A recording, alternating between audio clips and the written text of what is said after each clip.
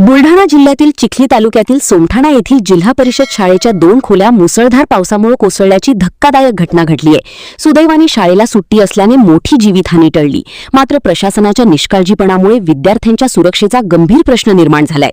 पावसाच्या तडाख्याने शाळेची बाजूची भिंत पूर्णपणे कोसळली असून छताचा स्लॅब तुटून लोंबकळत आहे। वर्गखोल्यांमध्ये विटा, माती आणि बांधकामाचा ढिगारा साचलाय। या घटनेमुळे शाळेची इमारत अत्यंत धोकादायक बनली आहे।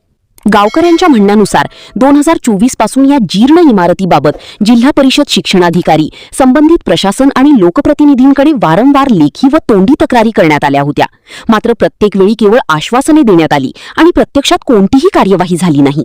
शाळेला सुट्टी असल्यामुळे मोठा अनर्थ टळला असला तरी शाळेजवळ खेळत असलेल्या एका मुलाच्या डोक्याला किरकोळ दुखापत झाल्याची माहिती मिळाली आहे।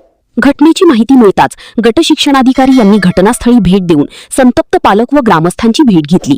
शाळेच्या तातडीच्या दुरुस्तीबाबत लेखी आश्वासन देत त्यांनी परिस्थिती शांत करण्याचा प्रयत्न केला। दरम्यान विद्यार्थ्यांच्या जीवाशी खेळणाऱ्या या निष्काळजीपणाची जिल्हा परिषद शिक्षणाधिकारी आणि जिल्हाधिकाऱ्यांनी तातडीने दखल घेऊन सोमठाणा येथील जिल्हा परिषद शाळेसाठी नवीन इमारत मंजूर करावी अशी जोरदार मागणी ग्रामस्थ आणि पालकांकडून करण्यात येत आहे।